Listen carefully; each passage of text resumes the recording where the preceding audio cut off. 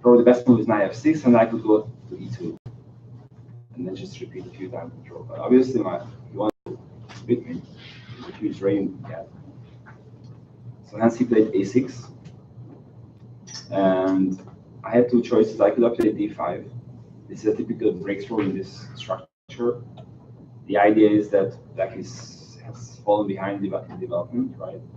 And immediately I would immediately open up the d file. But I thought that this would be too many simplifications. But I also want to keep the fire up, since back in the time I was an IAMS and I was going for GM norms, so I had to win. So okay, a3. So just to give you a brief briefing here, so in this structure, black has two plans: either knight b4 and knight bd5, blocking this pawn d4, or play knight a5, forcing my bishop back to d3, basically for chasing away from this diagonal, and then play b6, bishop b7. These are two ideas in this structure.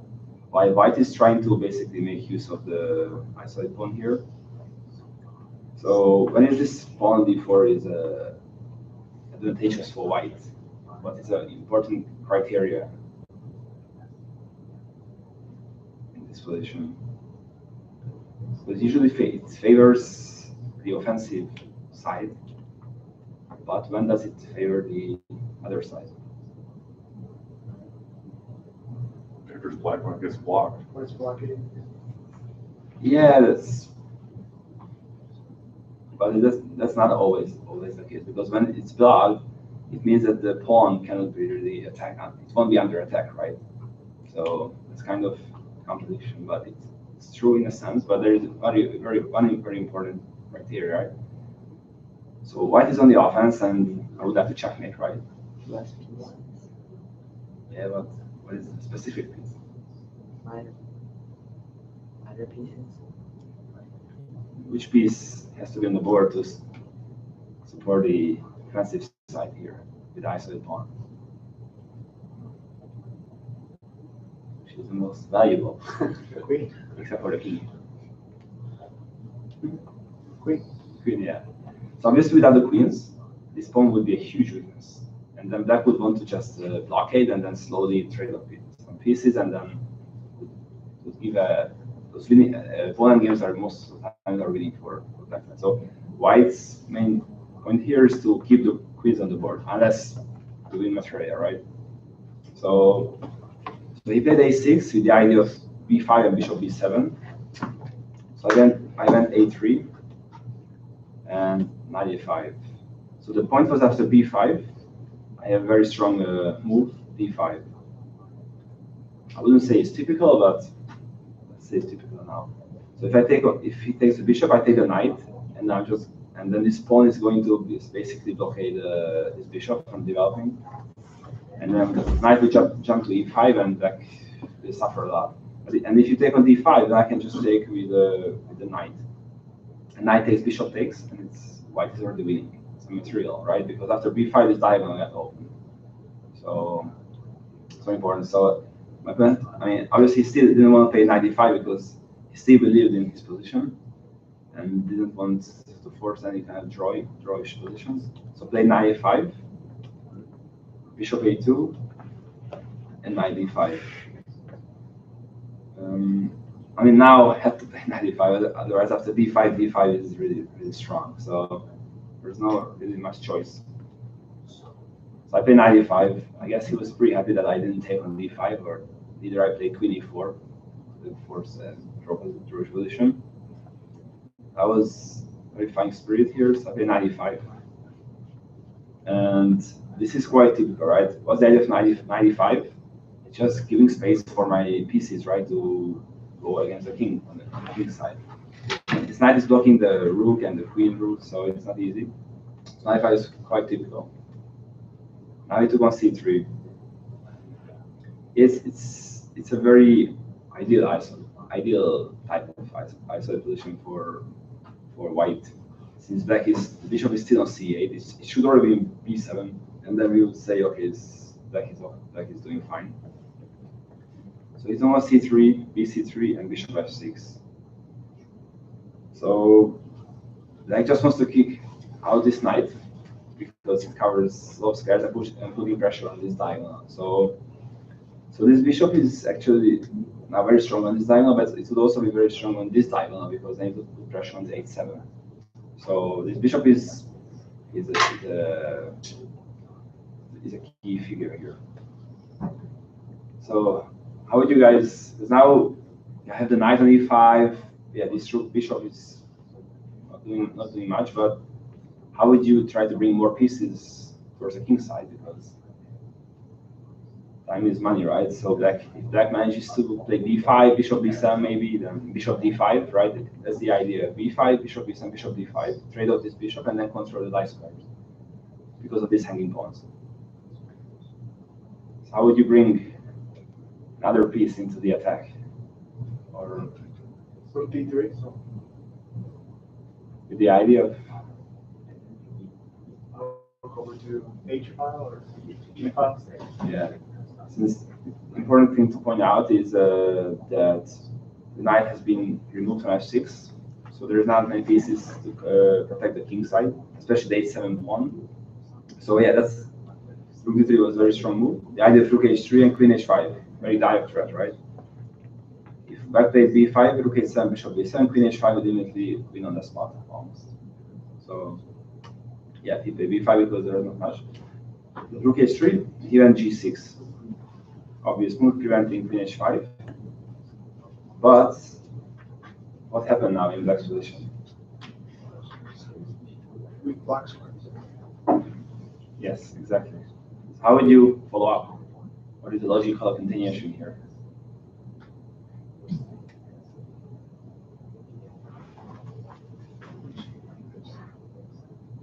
Bishop h6.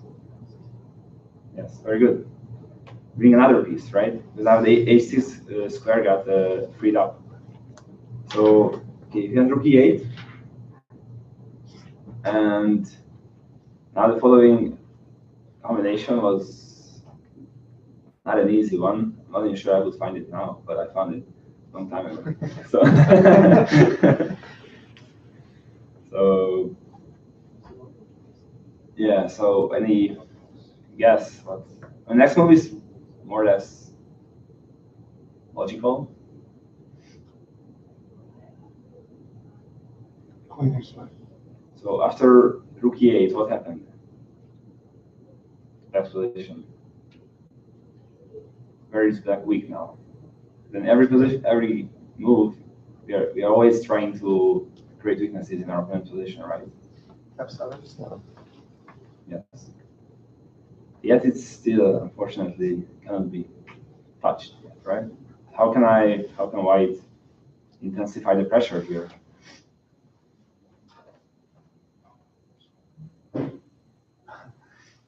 Queen f3.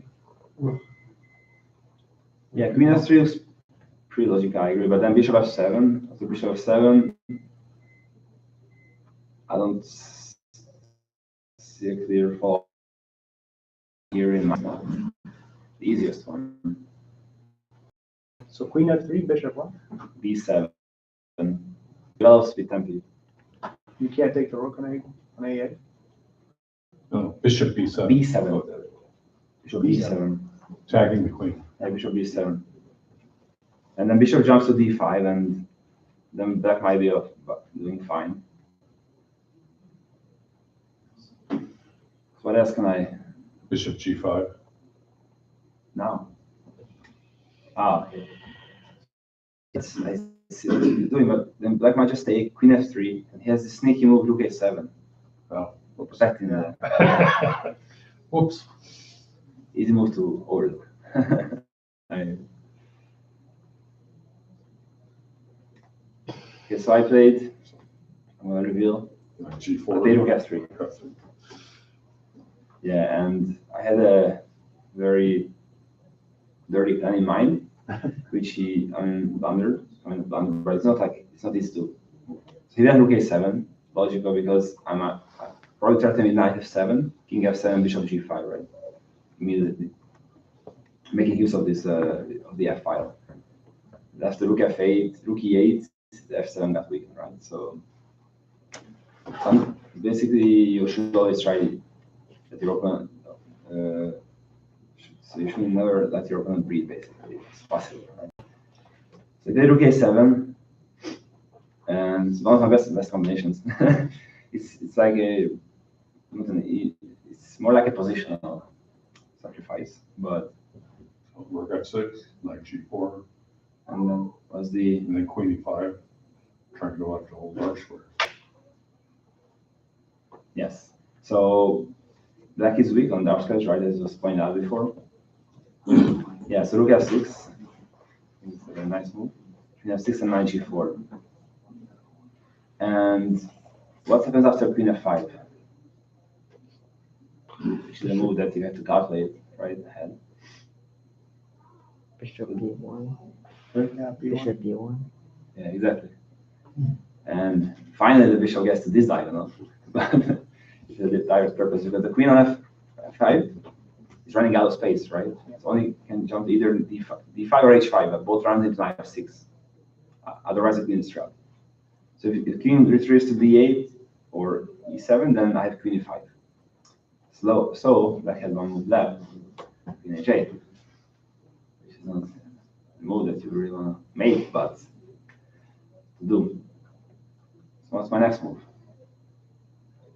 Queen e5 doesn't work. How can I? Bishop f4. Bishop f4. Yeah, an even better version of that. That's a bishop f4. Black could play f6 and survive. So bishop g5, threatening bishop f6. Well, Yes. maybe knight f6. Yes, exactly.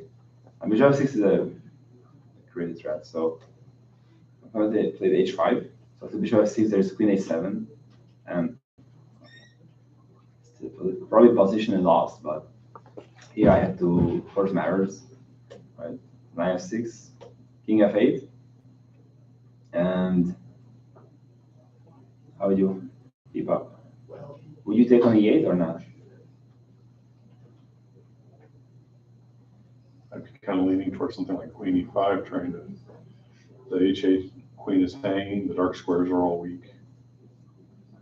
Yeah, so it's important to point out that this knight, even though value-wise it's worth less than a rook, but in this case, quality is more important, right? Yeah. So this knight is controlling more, is doing much more, right? It's blocking the queen basically, keeping the queen out of the play. So this knight, you should never touch the rook here. So I wanted to open up the position even more.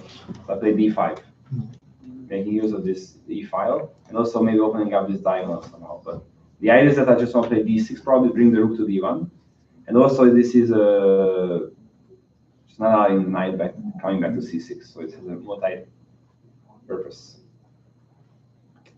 So if I rook e7, play d6, rook b7, and play queen e3. With the idea of either queen c5 and d7, or my other plan that he just blundered here. But anyways, it's completely lost. So he played bishop d7, preventing d7, and then just bishop a6 happened. So yeah, he missed this. So I thought this game was a good demonstration how to play with the isolated pawn, what the ideas are. And I would make sure that you don't trade off the queens if you are on the offensive side, if you have the isolated pawn. If you don't have the isolated pawn, then try to trade off queens and then go for endgame, right? That's important. So yeah, that's what this game about. I thought it was interesting. So move to the next one. So that's even, now we jumped in time. I'm already GM, even if my rating doesn't reflect at the time. Yeah, so yeah, after I came to US, I dropped a bunch. So okay, so this game was in playing the Millionaire, and it's my best result ever in my life. And this tournament also could have been my best result, but yeah, So yeah, this is against like maybe probably all know him. So he usually plays the Grunfeld, and back in the time, like 5 years ago, I used to play the F3. That used to be really popular against the Grunfeld. So the idea of S3 is obviously black plays the Grunfeld. You want to take and E5, and knight takes D5 and E4, right? Where you place Grunfeld. That's the main idea. So I basically delay the knight. Knight jump to C3, so that kind of take on C3 and play his typical idea of C5, bishop G7, knight C6, and the story goes on. But recently F3 I think is not as popular anymore because black can just play what he played D5 and not D5, but probably E6, and just transpose into a Benoni, where F3 E4 is not seemed to be the best setup, right? And there have been many games. I mean, why he's still succeeding after F3? Because say he keeps playing knight C6, he's losing in that. But I think C5, E6, and Benoni is causing some troubles to white. Obviously, it's complicated, but I think F3 has lost popularity because of Benoni. So my opponent obviously wanted to beat me and play the Volga gambit. And yeah, I play E4. The idea if I take on C4, I can play E5. Yeah, the opening stage is not that important. So knight C3, castle, and bishop E3. These are pretty much straightforward. And A4. So I had no idea how to play it from now on because usually against the Volga gambit I don't play F3. So it was kind of a smart choice for my opponent. But I knew some ideas. So the idea of A4. What is the idea of A4?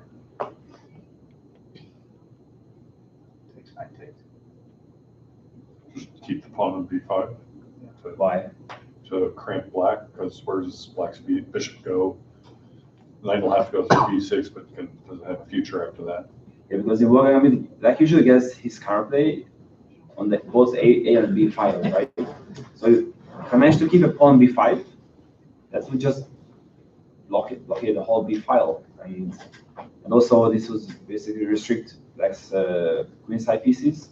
Bishop couldn't jump to A6, knight couldn't come to A6, and after it is B5, white would take over the A file, right? And I would just have a clean pawn up.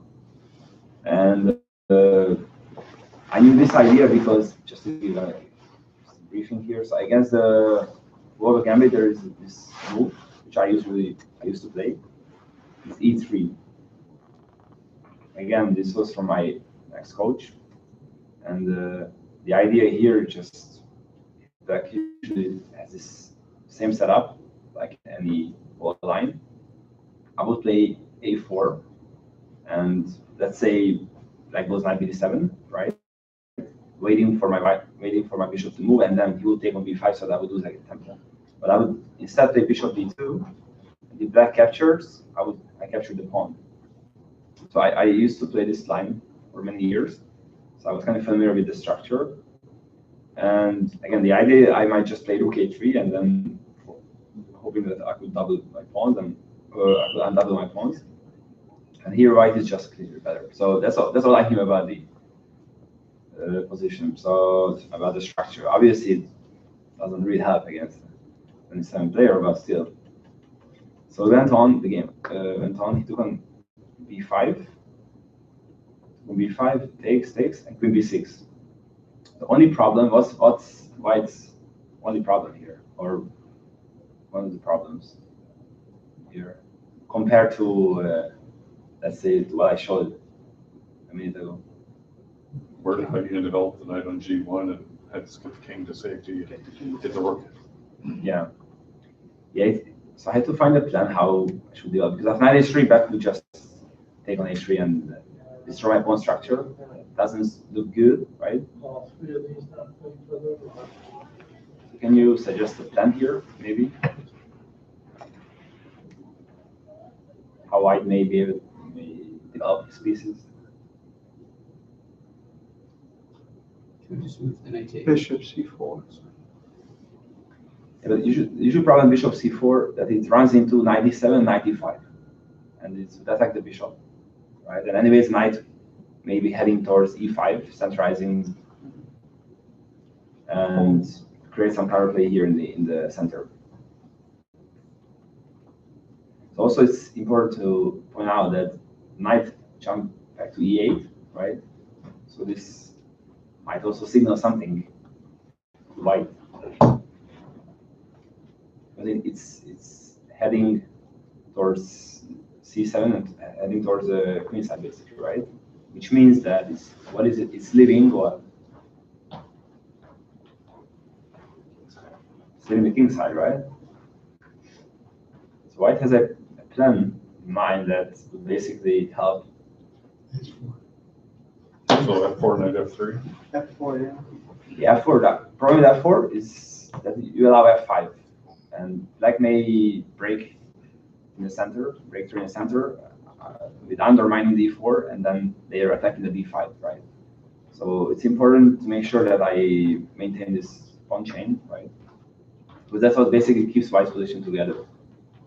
H4. What's the idea?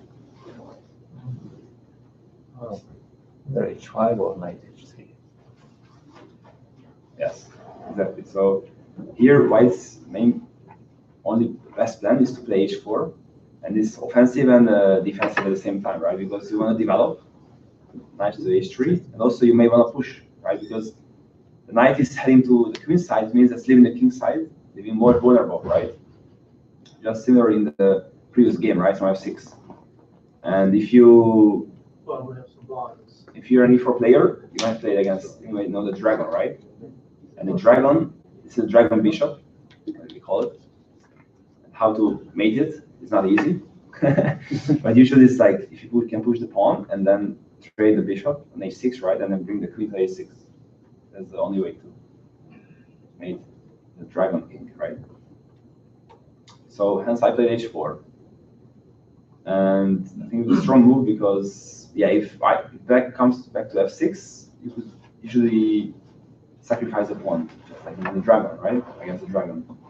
So we played h5, which is logical response. And yeah, I played knight h3, which was a slide of inaccuracy, fortunately. So, I mean, what was an even better move here first? I wonder if G4 would be just trying to blow it open. Yeah, that's a long-term plan, right? But everything needs some preparation, right? You cannot just attack our opponent without any backup. So how are you gonna checkmate the king, the dragon? You need the queen. Sorry? You need the queen somehow. Somehow, because on a1, well, it's not doing too much. Apparently. How can we bring it? Back to D1. It might be too slow. Oh, C1. Yeah. What's the idea? C1. Trade the bishop. Yes. So actually, that would have been the best move here. Because the queen c1, g4 is mid threat and takes an h5. And the idea is that black is trying to get any counterplay. You would always have bishop a6 in mind, right? And you want to recapture the queen at any time point. g4 would be a bit premature because after black takes on g4 and you play h5, there is no immediate threat. You just give up a pawn, and still there is some initiative, but not as powerful as after queen c1. So the problem with knight h3 was that, what is black's main plan here after queen b6, knight e8? What is black trying to do? Which I ignored a little bit. Like B5 by playing knight C7. I mean, yeah, knight C7, bishop D7. Yes, and white will have a hard time to protect the pawn, right? Because black always have moving reserve, take on c3, right? Obviously, if it's not necessary, you wouldn't want to give up the dark color bishop. But in the worst case scenario, that's always an option. So it means that white has to act fast, right? There's no time for like development. So I play knight h3. So after queen c1, if black plays knight c7, we have immediate g4 because now there is no knight f6 anymore, right? So you cannot play knight, you can't recapture an h5, the knight. And if you take an h5, and the idea if you take bishop h6 and queen g5 is coming very fast, and black has no time for bishop d7. So the problem with knight h3 was that he played knight c7, I played queen c1, and he could have played bishop d7, but he did not. So otherwise I wasn't sure.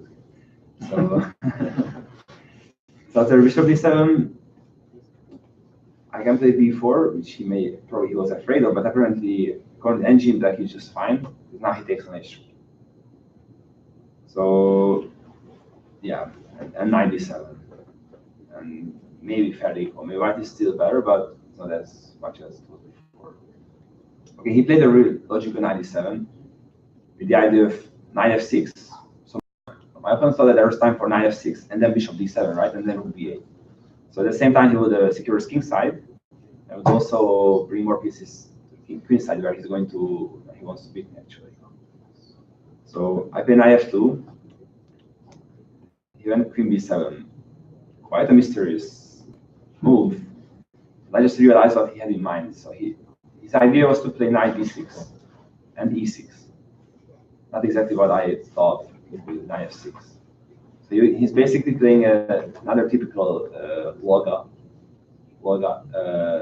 plan that is e6, right? So black either plays on the b5 a file, or he plays e6, and then when we swap the pawn e6, then he's going to play d5 and play and plan to dominate in the center.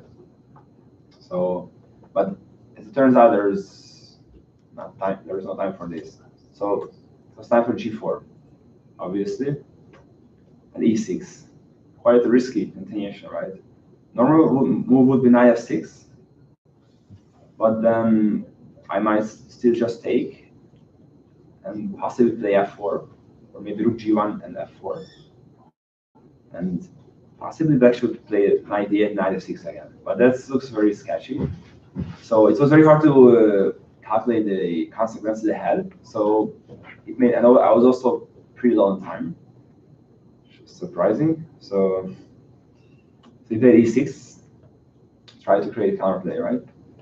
So here I kind of I didn't calculate everything ahead, but I had the intuition that there has to be something, right? And the fun just begins now. So I took on h5, took on d5.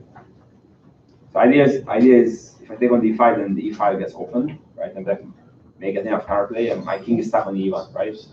And obviously I'm not going to castle after I play d4, right? That's not an option. So here, we were both all in basically. So there was this game. If this game ended in a draw, that would have been a miracle of the century. So I play bishop a6. Logical, right? Finally, it's time to trade off the dragon bishop. Knight e5. So my plan is simple. I guess I want to take on g6 and h5, or first take on g6 and maybe rook g1, something like that. So I try to pretend to be active. Play knight e5. I took on e5, g7, in g7, f4.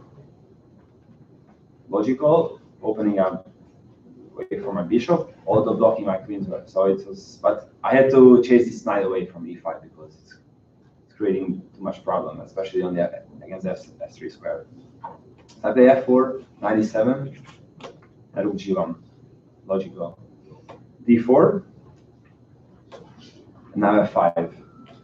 So again, there was no time to move the knight back anywhere because.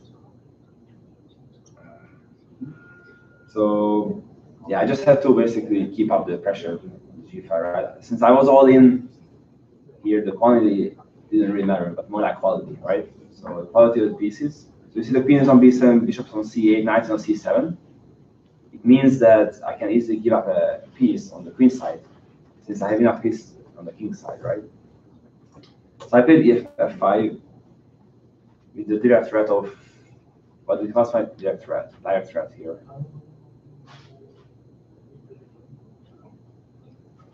multiple takes on G6, rook takes on G6, queen to G5 check, bishop to H5 check.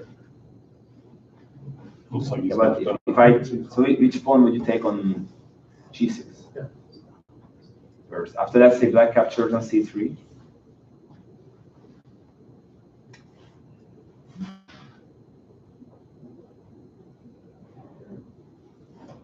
So black has one important defensive resource after I take on G6, right?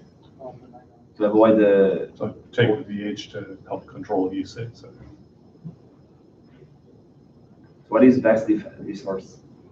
And he wants to avoid the Knight back on G5 to be F6. open, right? The knight back on F6. Pawn F6. Exactly, right? So if I take on G6, black is immediately F6 probably.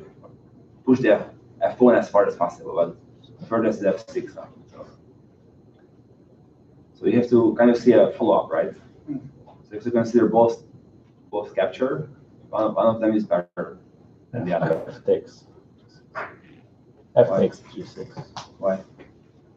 To have H6 possibility. Yes. Exactly. So after DC3, I would probably take the F1, and if black moves the F6, either F6 or F5, then H6, right? And those two pawns are going to basically just kill the king, right? So I can have even not the queen off, but even some more minor pieces off. So that was the idea. So hence he played rook h7, rook h8.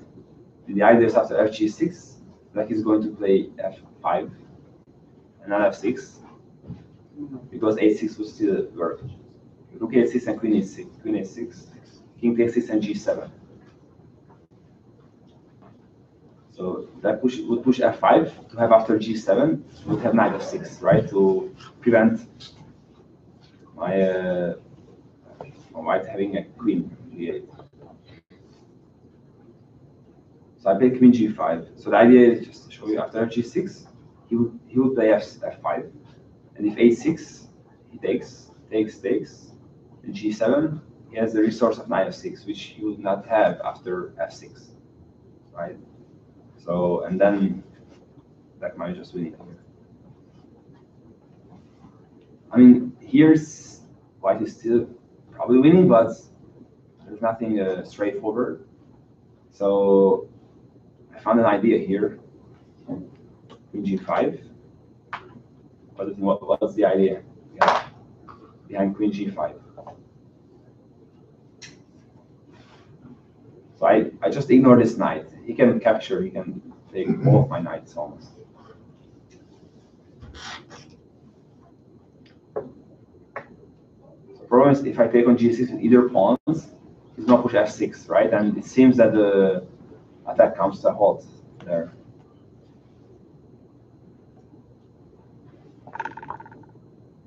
So I should try to, but the only breakthrough is on G6, right? So how can I? Maybe F6 and then H takes G6.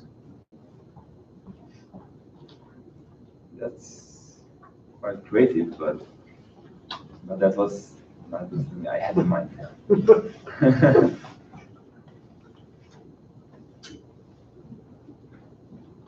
The problem with that might be that after F6, I take pawn takes on G6.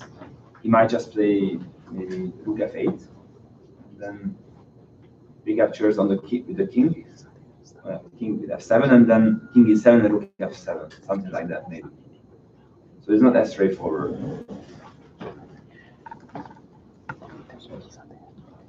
So what is another hidden idea of Queen G5?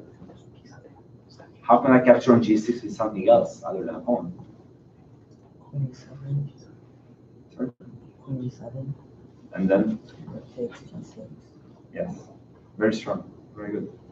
So yeah, if black captures on C3, I'm just simply go Queen E7 and then rook G7, or even just pawn takes G6, right?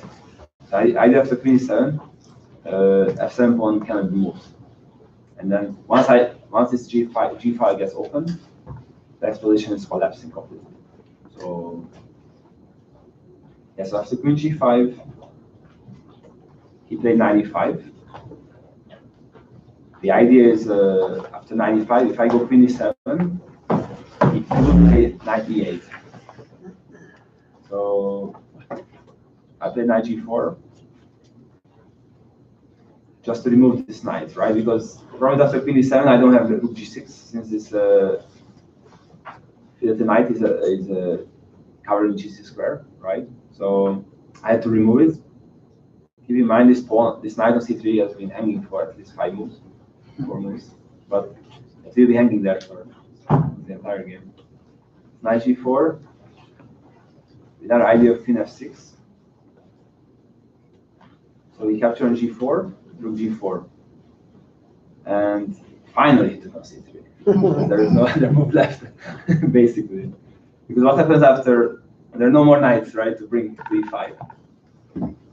So what's the problem with knight e8, which would be a logical move, right, bringing everything back? So the knight comes to d5. Yes, why the knight escapes, right? And I don't even have to sacrifice to be winning. So after knight e8, knight comes to d5, and black is completely like suffocated, like completely done. I can't really move at all. So here black has to take his chance, and finally at least being up in material, right? So he took on c3, obviously queen e7. And here I think I only had 1 minute left, and he had maybe 15, 10 minutes or something like that. So it was pretty intense. And it's also round 6, and in the millionaire after round 7, the top 4 qualified for the final 4. So it was an intense moment. So he took on f5, bishop takes f5. Yeah, and I was basically only one thing. What's the idea of that after bishop f5? To prevent rook g6. Yeah, I'm gonna probably take. Where is the best counterplay? Which is happening actually.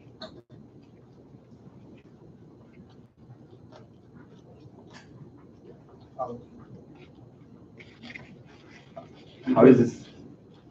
Can you bring the rook back now? I mean, the rook can't remove because I'm just trying either rook g6 or pawn takes g6, right? And then that is collapsing. After the bishop takes rook e8? Yeah, but I would still have Check. pro rook g6 and then queen f6. There is a force mate there, basically. The problem is the queen. Queen h1. Yes. So the idea is after bishop f5, e takes f5, this diagonal gets open, right?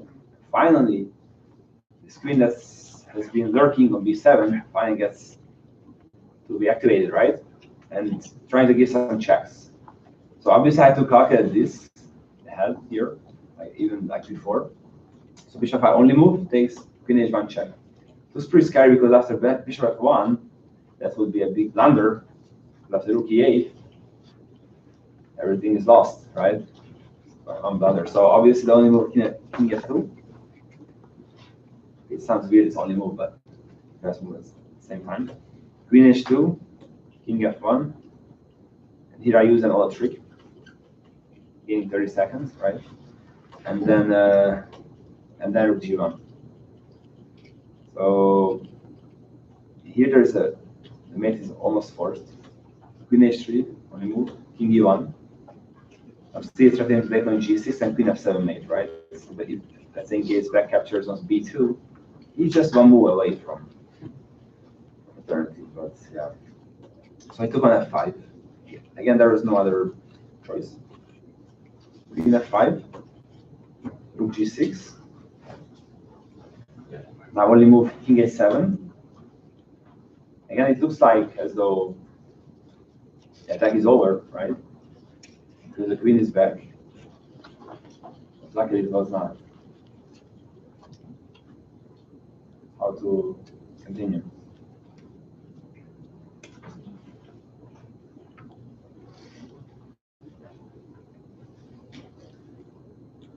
Bishop d3. Bishop d3.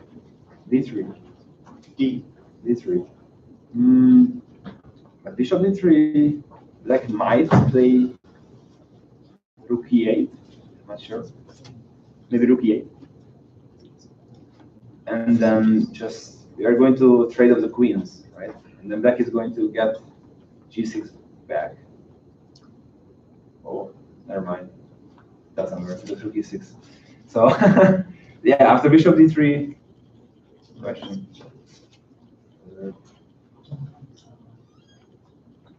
Maybe c2. I don't know. And then you would just take, right? Interesting move. Might be just me.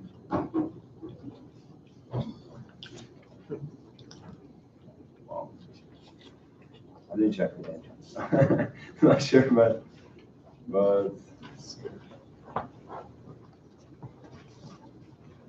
I'm just queen e5. I don't know. Yeah, it's maybe black can play queen e5 and then sacrificing the knight. It's probably losing, but I don't know. I'm not sure what the best moves. But I played rook f6. That seemed less stressful. especially time trouble. So because here I only have to calculate one check, right? On b1. So queen b1, king f2, and the f7 is just hanging, right? And here actually was worried that what happens after rook g8. I got stressed out because I thought, okay, rook f7 and king h8, and I realized that I didn't have mate on a7 because the queen. I started sweating a little bit, and luckily I realized I had another mate. And the kid's only move, right? It's queen f7, and queen f7. Black has rook g7. If rook moves to e8, I have queen f7, king h8, and rook h6 mate, right? So rook g8. Where's the mate? Rook h8.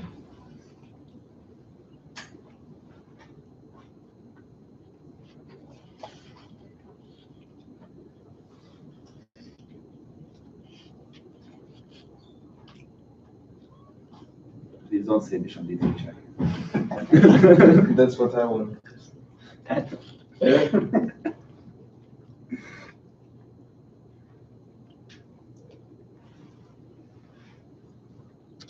That would have been a little bit disrespectful for my part. Because that would just delay the mate by one move, right? Rook f7, king h6, queen e3. King h6. Rook f7, king h6, queen e3. Yes, that's one mate. But after rook f7, there is another move. Rook f7, king h8, then that's queen f6, right? Yes. That's what I kind of almost missed. So yeah, rook f7, king h8, and yeah. But my first intention was to play rook h7.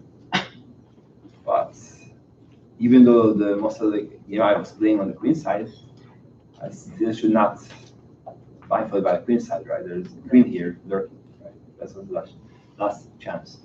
So yeah, queen f6, and he resigned. And so this was one of my best games because I never had a chance to play against 2700 at all, like normal time control. But also I thought it was strategically a good game that would just show how you should play. I mean, let's say against the dragon, but in general, right? Because so the general idea was and it was similar to the previous game. Black had moved his knight from f6, that was defensive, right? And then how to punish it? Then basically try to checkmate, trying to attack the king side. Then most of your opponent's pieces are on the queen side, and you should try to make pressure on the other side. So it's kind of logical. So I thought that was a decent game for that purpose. So I wanted to show you a third game, if time allows. It will be even cleaner, quicker. And again, we jump in time because this was Actually, it was very funny because I played against Robson right after my previous game in round 7 in the Millionaire Open, and I had 3 points up and -5. And had I won that game, I would qualify to the final for a win at least 20K or something like that. And I lost that game on 3 points up. But here I had a chance to take revenge. Like 3 minutes. all right, I'll be quick. So we play the Italian, which is very popular nowadays, right? Because it avoids theoretical force lines and gives gives complex play for actually both colors, right? Still, there is no clear way to equalize for black. You still get a decent position, but there's nothing forced. So the old idea was to play c3 and knight bd2 in the rook e1, but a few years ago, this a4 became very popular. It gives white flexibility for the knight to develop either to d2 or a3, and then to knight c2, knight d3 coming towards the center, right? Because from d2, it would go to rook e1, f1, knight d3. Similar idea, but it's knight d3, knight c2 gives more flexibility in a way that the bishop can jump to g5, which is quite a recent plan. White goes bishop g5, just pin this knight. So I had analyzed this opening, especially this a4, not before the game, but in general. And I had an idea in mind, and that came handy in this game. Luckily, it was a very important game in the final four collegiate tournament. So I got rook e1. There are many ideas I'm going to share. It's like castle, bishop g5, a6, bishop h4, and g5. So the idea is usually after g5, white wants to sacrifice on g5, maintaining this pin. And yeah, it just gives up a piece for positional counterplay. After queen f3, knight d2, knight f5, knight g3 maybe, or knight f3, knight u3, something like that. But in this case, since the move rook to e1, the f2 square got weakened, right? So after knight g5, if we have time, I would ask, but I will just show you now. Bishop g5, I have bishop g4 move, which would never work, right? Because it seems, oh my god, it's just losing a piece. But after bishop f6, I have a very nice intermezzo move, bishop f2. And the point is that after king f2, I take on f6, the check. And and then win the queen, which would not be possible if the rook was on f1. And if the king moves to h1, I can just take the queen, and then take the rook. And that could be an exchange up. So that side didn't work. So he went bishop g3. And I had this idea in mind, knight h7. That was a relatively new plan here. That could usually play knight h5, but it may not work with knight h5, or king h7 or something like that. So I had this plan. I had planned this move before. Knight h7, he was already he's trying to leave out here and play queen c1, king g7. So black has a clear plan. Obviously, you want to play against the g3, right? Like in this structure all the time, either h5, h4, or f5, f4. That's a clear plan in this structure. So I play king g7 to humping myself basically, so I can push f5, but still keep the option to play h5. So he went h4. He completely didn't know what to do, so this is not easy. So I went g4. Knight h2, and now it was time to bring the knight to f6. What you observe here is that this diagonal is very strong for me. And in order to basically utilize it, I should undermine this bishop here, right? Because of the pin and of this knight on h2. These guys are pretty vulnerable. So, and this knight on h7, we're not doing anything. So it's time to bring it back. Knight f1, knight h5. Obviously, if I undermine this bishop, this pawn, these 2 pawns on f2 and h4 would be very weak. And I also still have the possibility to push f5, f4, opening up the f file, putting even more pressure against the f2 pawn. It was already almost like hopeless for white to 50 moves, surprisingly. It doesn't often happen after the Italian game, right? So 93.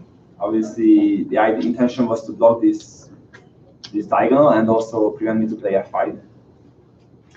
What to do in this case? Bring even more pieces against the king, because again I put all my eggs here against the king side. So 97.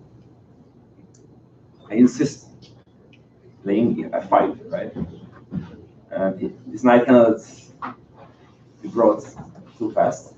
So yeah, he played queen b1. So the idea is clear f5. Queen b1, he wanted to put pressure on the g4 pawn. So now I took on g3 and play f5. The problem for white is if he takes, I could just take with the knight. And queen g4 check, I would just take king h8 or even king h7, and then everything is pinned. Everything, white position is tied up. My other plan is to play f4 to undermine the g3 square, so that queen can come to h4 in the long run. As you see, it's already, because this bishop point is a7, it's pretty sneaky. That kind of wins the game basically. So he wasn't like fully desperate and played king f1 basically, trying to run like Forrest. So I don't know where to, but somehow. So we started playing something like Tom and Jerry game here. I was try to chase his king e2. I played d5. So from now on, it's kind of an easy game, but just finish it quickly. Bishop b3 and d4. Again, not allowing him to, not having time to develop his pieces. So knight c4, and I took on c3 with the mate on f2. King cannot run. d4, bishop d4, rook f1, and I took on b2, rook a2. I don't even count how many pawns I'm up. And knight f5. And yeah, this king cannot go anywhere because d5 is open.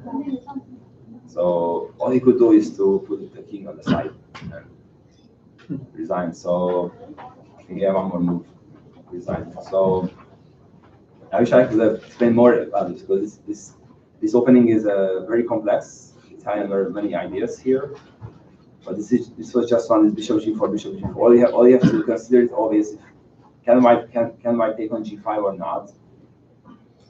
And so after rook e1 usually is not as easy. And after bishop g3 in this structure, all you have to do is play against this g3 bishop, either through h5, h4, or f5, f4, and make use of this pin of this bishop on a7. And white usually tries to play for b4 to blockade this diagonal, even at the cost of a pawn, just to create counterplay in the center in general. So white has his position not hopeless, but in this specific position, he didn't have time to finish his development. So luckily I was. So yeah, that was my lesson today. Thank you so much for your attention. Hopefully you learned something. Thank you, Dave.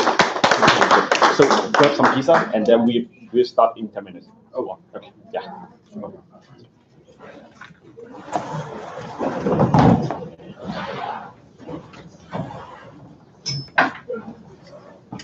Another user.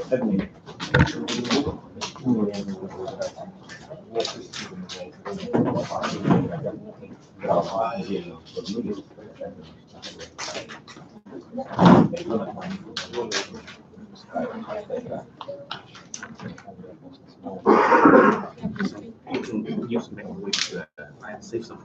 Use microwave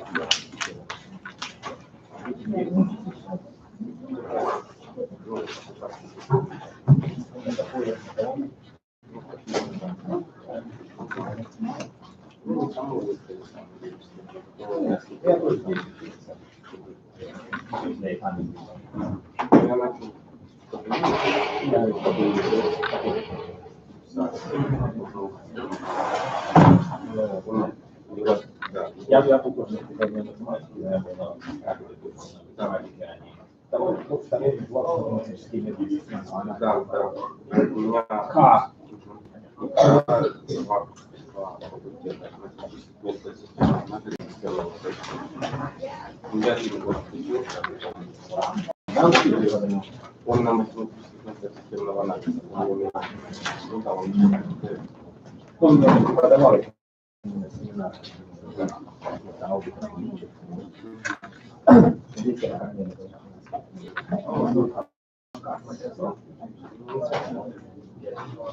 Может, вы проводите? Я сделал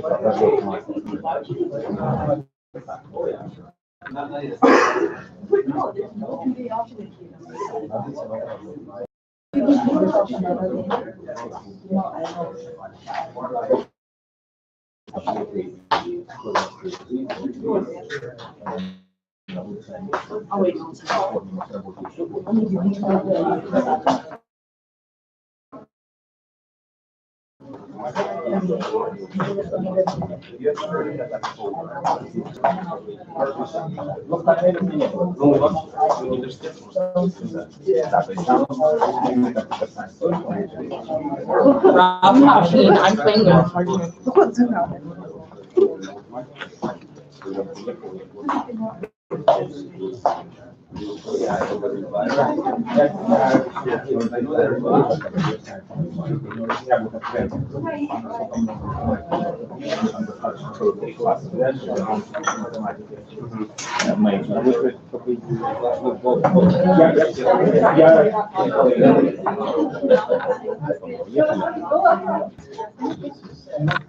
Вот. То есть это какой в Техасе университет? В Абботе, который там есть, Далласе. Ну вот там 3 шахматных университета стипендию. Yo, Daniel. Вебстер I hear you're coming to это в Redmond Миннесоте. High School. А в Техасе? We have we have a bunch of these graduating next year, and then our board really also graduating next year. And then besides that, we have chapter 5, which is like almost. Can I get a piggyback? Brian Chen actually did the last chapter.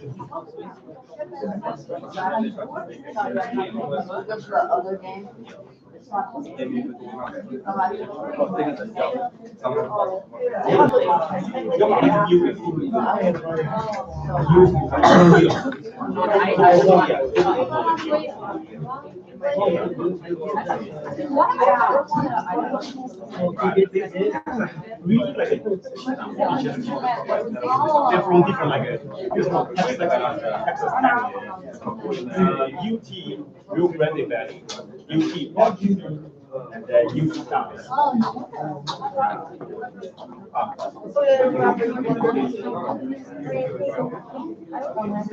Thank you. Oh, thank you. Thank you. I was ready to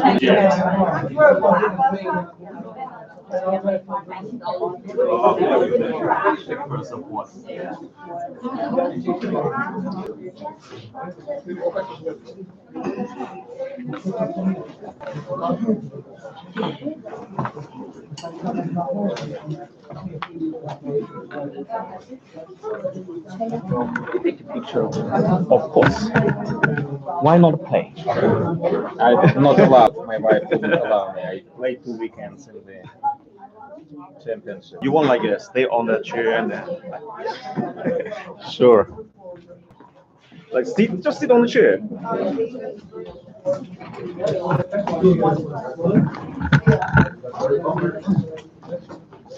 Okay, so 1, 2, 3. 1, 2, 3. Raise your hand. Like 1, 2, 3. Okay, here. Thank you for coming. Специально общаться сможете на одном языке. Мы в один клуб садились. Ну ты Разные что? годы. Серьезно? Вау, ничего себе. У одного тренера. Это здорово. У одного тренера. Ну да. Все встретились, да? Ну да, да. Поставлю на Facebook сайт.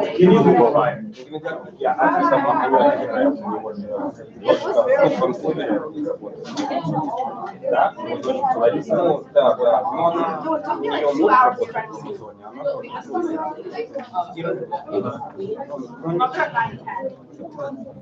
интересно. А Миша, он А, те я в Киеве не был в 90-х годах.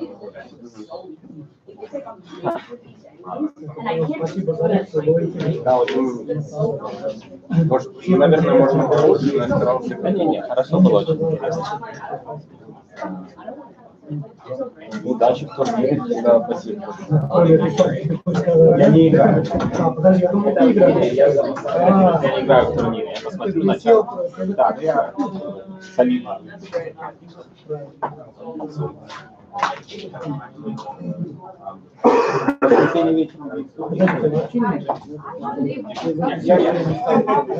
Не, я лекцию послушал. Ну, не сегодня, я в понедельник. Наверное, не в последний раз здесь еще был.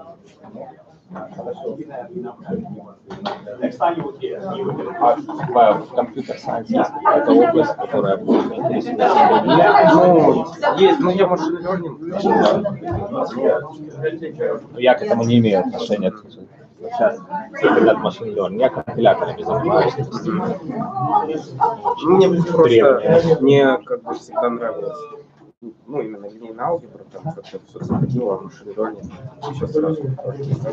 Ну, конечно, надо больше мне заниматься. Ну, как бы много времени, в принципе, на шахматы в жизни ушло. Надо выкопать. Ну и плюс все равно, как ни крути, даже хоть профессионально не хочешь заниматься, все равно привычка там что-то посмотреть, дебюты, еще что-то, она остается. Ну вот я как бы за последнее время начинал отвлекать. Ну, меня как бы это радует. Да. Я вот занимался вот в Киеве до там 16 или 15 лет, в институт надо было поступать, я перестал, в институте, когда там учился, то не занимался, здесь в Корнеле начал снова играл, я сюда переехал. А потом вот где-то пару лет назад уже стал вот у сервера уроки брать. То есть вот время появилось, ну то есть просто как хобби, но хочется лучше занимать. Как хобби это, по-моему, очень здорово. Надеюсь, мы с ним сейчас 4, вот 5 будет, тоже будет играть. Когда он начнет играть, нас начнут пускать на турниры вместе. Не, ну для детей вообще замечательно. Да, ну отличное хобби. У меня все друзья, вот, все мои два лучших друга, они сдают США-3 тоже. Один в Германии живет, другой в Нью-Джерси. Тот, что в Нью-Джерси, мы с ним тренировочные партии играем перед турнирами, примерно, но с него тоже играем. Вот. И еще один в Израиле тоже. То есть все тоже сдают США-3 на всю жизнь. Ну да, Геннадий Аркадьевич, все за границей сейчас. Да, еще куча других, там, Милый, Финдерет, все уехали. Ну я вот летом с Муллером Михаилом играл. Да, Муллера помню, я с ним не играл, он уехал совсем рано, он у нас в клубе был. Дима Сильберштейн. Ну, его, ну, я слышал, да. В Калифорнии сейчас. И с ним, он на несколько лет младше, но я с ним много играл. С Тёмкиным я играл.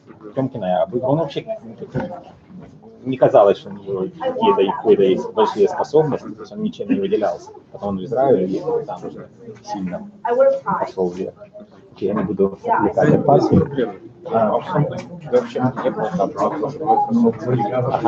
Я извиняюсь, я не смог, я хотел на ланч прийти, чтобы мы больше пообщались, но там на 2 часа у нас был митинг, не было смысла. Вот. В следующий раз более подробно пообщаться. Вот. Здорово. Здорово, что клуб есть, здорово, что и правильный выбор с компьютер-сайенса. Это надо.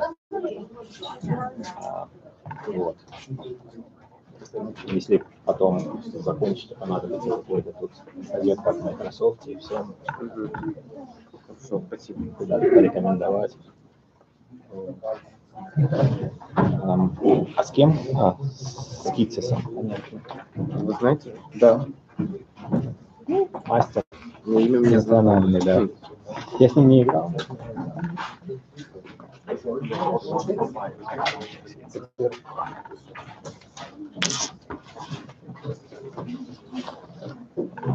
Смотрим на чат. Еще вопросы. Кроме книги Шварцмана, какие-то особое влияние оказали? Что любите книги? Ну, я так это сразу не скажу, но я могу вам написать, подумаю и напишу. Ну, интересно. У меня куча, огромное количество. Просто интересно. Людей, которые родились, повлияло больше. Ну, вот линейка шрифтов, я не знаю, многим не Аналитические, которые работают, или Батуринского. Да, аналитические. Okay, so everyone, thank you for coming to PNWCC. Okay, the first full tournament. So and also, yeah, and in this tournament we have the honor to have 3 GMs and 1 very strong IMs to play. We first have on board 1 we have Pavel from Texas Tech University, and then on board 2 we have IM Guillermo. He's also here today for individual lecture. So other than that, I'm as the organizer, my mission is accomplished. Now, Fred's the boss. Okay. I don't know if I'm boss, but I'm the tournament director. So a reminder, these are 3-day rated tournaments, 3-day rated games, all sections. So we have a 30-second increment. Time controls 40 moves in 90 minutes, sudden death in 30 minutes, with 30-second increments throughout. And that means you must keep score throughout the whole game. 3-day rules require that you write your move down only after you played it, with the exception of if you're claiming a draw by repetition, time repetition, position, or 50 move rule. Then you write your move down, do not play it, and pause the clock, and get ready. Or you can make a claim to your opponent if your opponent agrees, and you don't have to get it.